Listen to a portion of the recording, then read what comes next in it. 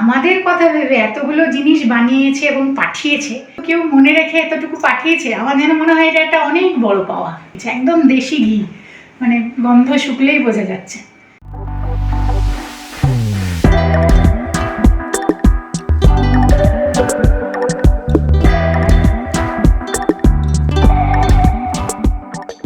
এখন চলে যাব স্কুলে, মানুকে নিয়ে আসবো আর ওনাকে একটা থ্যাংক ইউ বলে আসি।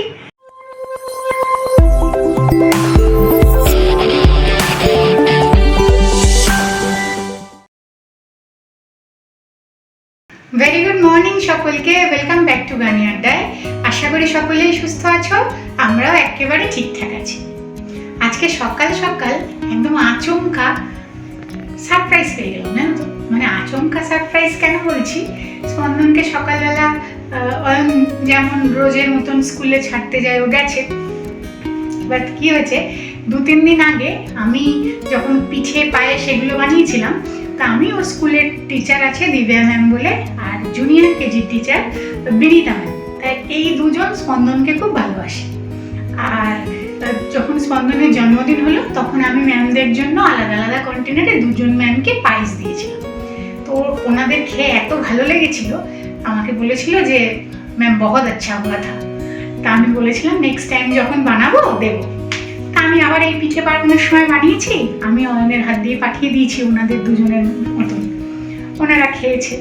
আজকে যখন মানাইকে দিতে গেছে, একটা এরকম প্যাকেটের বক্সে 2-3টে কন্টেনার দিয়ে অয়নকে বলেছে ইয়ে সব ঘর পে বানা হুয়া হ্যায় স্যার, मैंने सुबह उठ के बनाया है। তো সকাল সকাল স্কুলে আসার সময় নিজেদের কথা ভেবে, আমাদের কথা ভেবে এতগুলো জিনিস বানিয়েছে এবং পাঠিয়েছে, এটা আমার কাছে একটু আচমকা সারপ্রাইজই লেগেছে। Unexpected surprise. সত্যি কথা বলতে আমি ভাবতেও পারিনি। আমি কি ভেবেছি যে ভালোবাসা, আমি বলেছে ভালো লেগেছে আমি দিয়েছি, তাতে যে ওনারা আবার বানিয়ে পাঠাবে খাবার দাবার, আমি সেটা একেবারে আশা করিনি। যাই হোক, আজকে আমি দুপুরবেলা যখন মানুকে আনতে যাবে অয়ন, তো আমি যাবো, একটু ধন্যবাদ তো জানাতেই হয়। এবার স্কুলে গেলে তো আর ভিডিও করতে দেয় না, সেটা তো আর দেখাতে পারবো না, কিন্তু কি পাঠিয়েছে সেটা তো দেখাতে পারবো। চলো দেখাই। এই দেখো, এখানে পাঠিয়েছে ছোলে, এখানে পাঠিয়েছে শাহি পনির। হ্যাঁ, ওপর দিয়ে ক্রিম দেওয়া ছিল, আমি যখন ওই কন্টেনার থেকে আমার কন্টেনারে ঢেলেছি, ক্রিমটা তলায় চলে গেছে।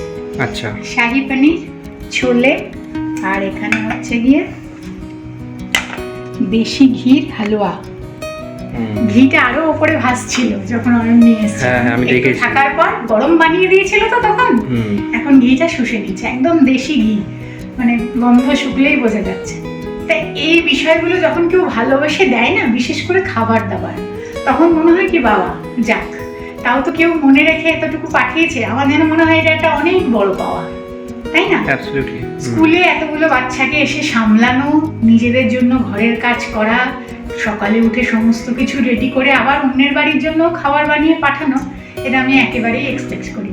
তা আমি যাবো, যে এরা বলছি ধন্যবাদ জানাতে। এবার যেই এই মেনুগুলো এসে গেছে, অমনি তো দুপুরে আর ভাত খাওয়া যাবে না, আজকে খেতে হবে কিছু লুচি, পরোটা, নান, এসব জাতীয় কিছু।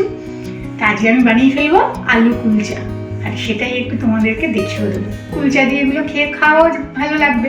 আজকে তো আর আমার তরকারি বানানোর ঝামেলা নেই, চলো তাহলে ঝটপট বানিয়ে ফেলি। তা কুলচা বানানোর জন্য প্রথমে নিয়ে নেব ময়দা। আটা ময়দা মিশিয়েও বানাতে পারো, কিন্তু আমাদের বাড়িতে আবার লুচি, কুলচা এগুলো হলে শুধু ময়দারই হয়। দিয়ে দিচ্ছি পর্যাপ্ত পরিমাণে লবণ। এখানে 2 চামচ পরিমাণে চিনি নিয়েছি। তো যখন কুলচা বা নান এই জাতীয় কিছু ময়দা মাখবো, চিনিটা একটু গুঁড়ো করে নেবো, এটা একটু গুঁড়ো করে নেবো। গুঁড়ো চিনিটা এবার দিয়ে দেবো।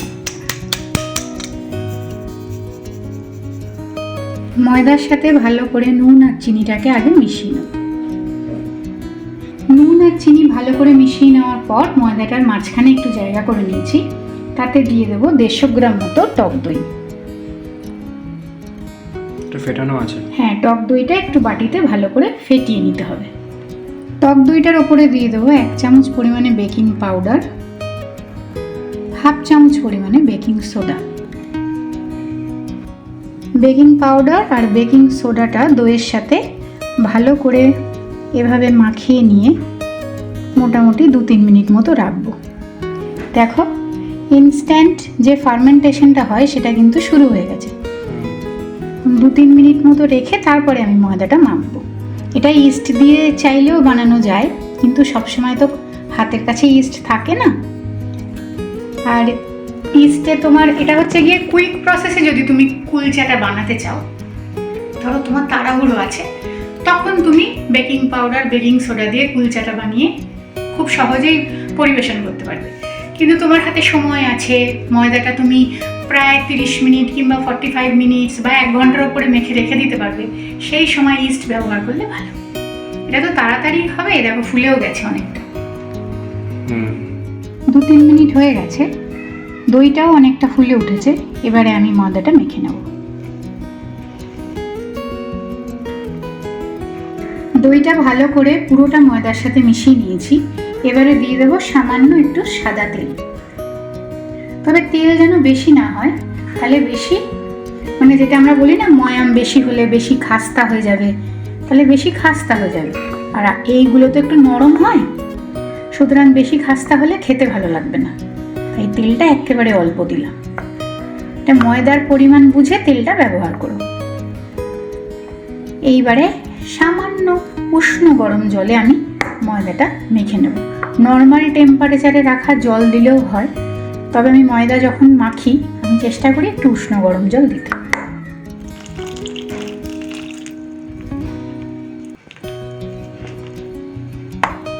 ময়দার ডোটা কিন্তু খুব শক্ত হবে না, বেশ একটু নরম করেই ডোটা মেখে নিতে হবে।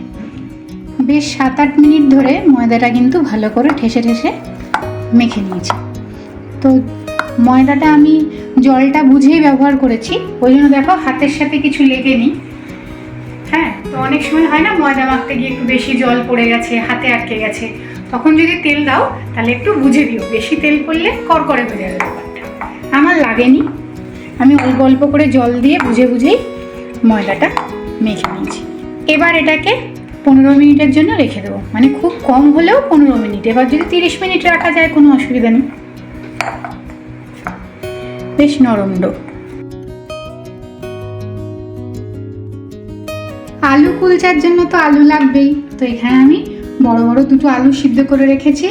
আর এখানে ধনেপাতা, কাঁচা লঙ্কা, আদা, এখানে না অর্ধেক পেঁয়াজ নিয়েছি, পেঁয়াজ বেশি নিইনি, পেঁয়াজ আর সাদা কালো তিল আছে। তো এবার আমি আলুর ভিতরের পুরটা তৈরি করে নিই। তো প্রথমে আমি আলুটা ঘষে নেব।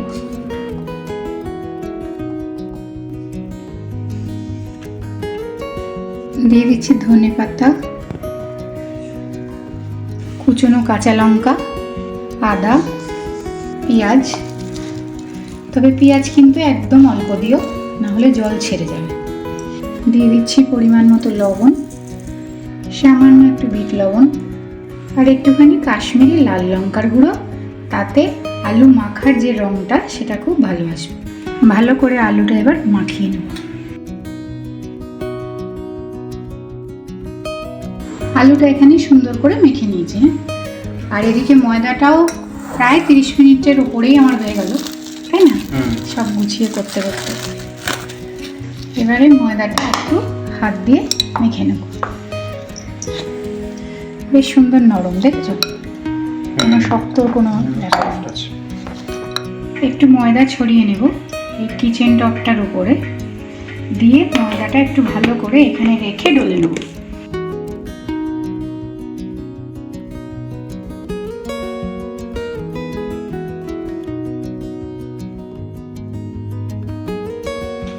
মাঝারি সাইজ করে আমি লেচিগুলো কেটে নেব।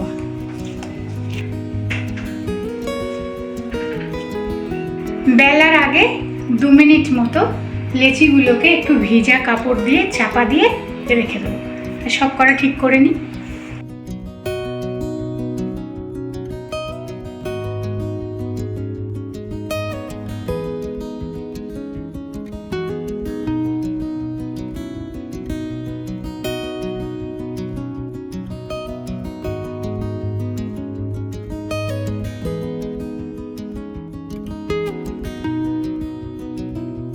একটু ময়দা প্রথমে আবারও এই টপটার উপরে একটু ছড়িয়ে নিলাম। এবারে এখান থেকে একটা করে লেচি নিয়ে নেব। ভুলেই গেছি যে পুর করতে হবে। বলছি লেচি নিয়ে নেব। প্রথমে পুরটা ভরে নিই, বার করেছি।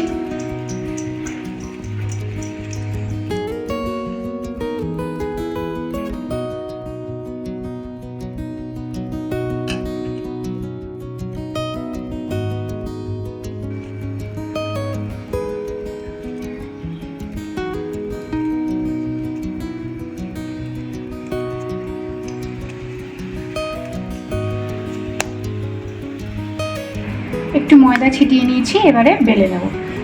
তবে একদম পাতলা করে বেলার দরকার নেই, এরকম আলতো করে ওপর দিকে এবং নিচের দিকে এভাবে চাপ দিয়ে বেলে নিতে হবে। একটু মোটাই রাখতে হবে, খুব একটা পাতলা কিন্তু এগুলো হয় না। একটু ছোট ছোট হলে না দেখতে ভালো লাগে, তাই না বলো? এরকম ওভাল শেপে বেলে নিয়েছি। এবারে দিয়ে দেবো সাদা কালো তিল আর একটু কুচনো ধনেপাতা।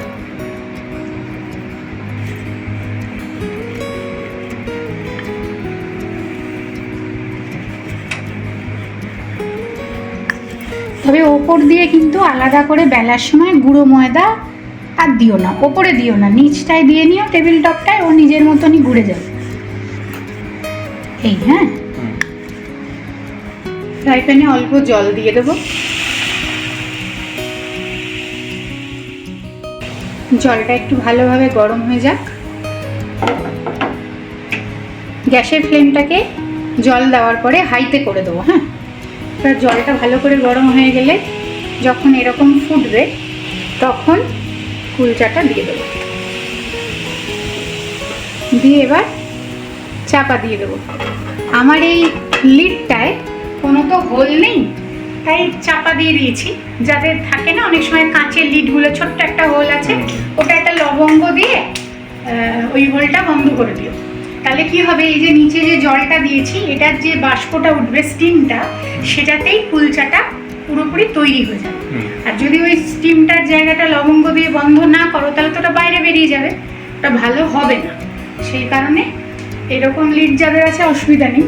তবে এতে দেখা যায় না জলটা শুকিয়েছে কিনা, এটাই একটা 1 মিনিট মতো আন্দাজ করে নিয়ে দেখবে। এবার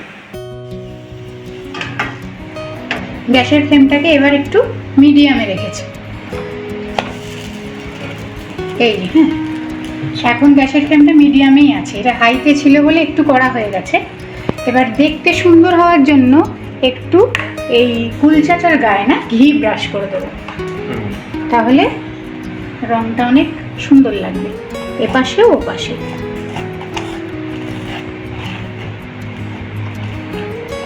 ঘি বাটার যাই হোক একটু দিয়ে দিলে খেতে ভালো লাগবে।